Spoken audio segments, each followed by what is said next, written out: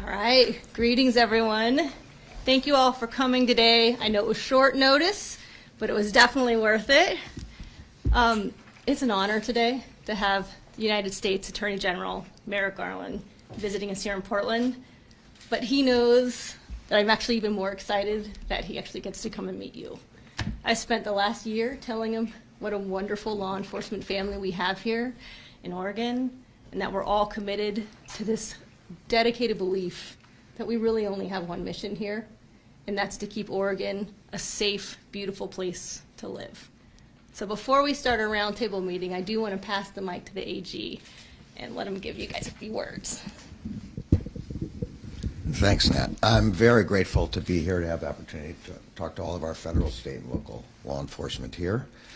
All of you are the partners that make everything work. You represent the people who take risks every single day to keep the people of Oregon safe. I can't thank you enough, and I very much look forward to hearing your perspectives and ideas for me to take back. I'm also grateful to have the chance to recognize the extraordinary work of the U.S. Attorney's Office for the District of Oregon. For the people of this state, this office is the face of the Justice Department. Attorneys and staff here understand that responsibility. And like all of our partners gathered around this table, you do outstanding work on behalf of those you serve. 3.5 years ago, the Justice Department launched an ambitious strategy to fight the sharp spike in violent crime that took place during the pandemic. We focused our efforts on the most powerful tools we have, which are reflected right here: partnerships between federal, state, tribal, and local law enforcement. We fortified those partnerships with substantial funding from our grant-making components to help police departments hire more officers, support our law enforcement task forces, and to invest resources in initiatives aimed at preventing and disrupting violence before it occurs.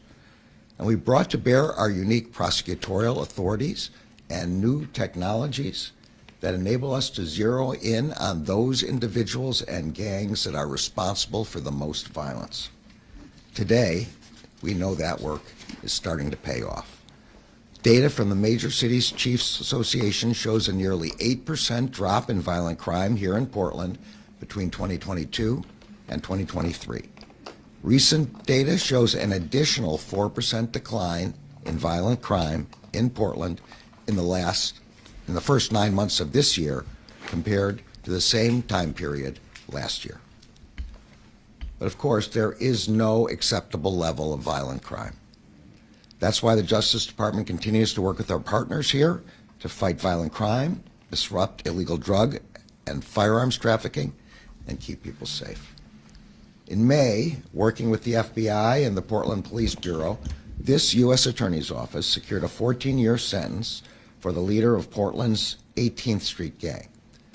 The gang leader conspired to traffic large quantities of fentanyl, methamphetamine, and cocaine into the Portland area for redistribution and sale.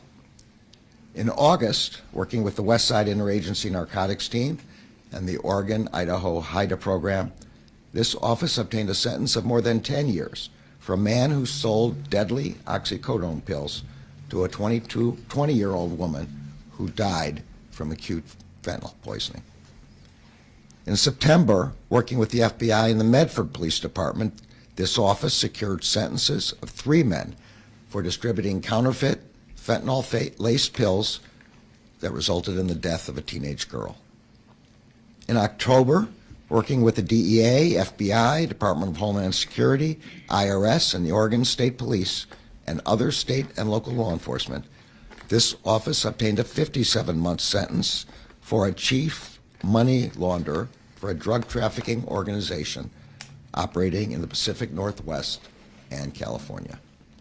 The defendants laundered more than $4.6 million in drug proceeds and used laundered funds to purchase 8 properties. Those properties were forfeited to the government and will ultimately be sold, with proceeds going to support crime victims and law enforcement. That same month, in partnership with the FBI, the Klamath Falls Police Department, the Oregon State Police, and half a dozen other law enforcement partners, this office obtained the conviction of a man who brutally victimize 2 women. The man kidnapped and sexually assaulted both women and held one of them in a cell that he constructed for the purpose in his garage. Thanks to the bravery and collaboration of our law enforcement partners, that man is being held accountable for his crimes. Just a couple of weeks ago, this office secured a 5-year sentence for a man who illegally possessed and manufactured more than 100 semi-automatic firearms and silencers.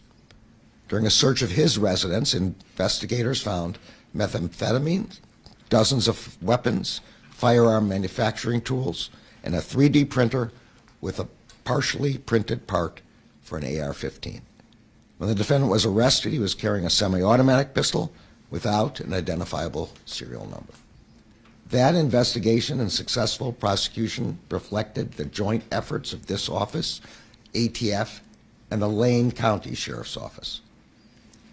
In addition to using our investigative and prosecutorial capabilities, we are also committed to using our grant-making capabilities to invest in public safety. So far this year, the Justice Department has awarded more than $64 million in grants to Oregon. These funds will help law enforcement agencies in Oregon to hire more officers. And they will help agencies and community partners prevent and combat violent crime and drug trafficking, and improve services for survivors of domestic and dating violence, sexual assault, stalking, and other crimes. The Department of Justice remains committed to providing our law enforcement and community partners with the resources they need to protect their communities. The examples I've just shared are just a snapshot of the extraordinary work that this U.S. Attorney's Office is doing every day to protect people in Oregon and to fulfill the Justice Department's mission to ensure the rule of law, to keep our country safe, and to protect civil rights.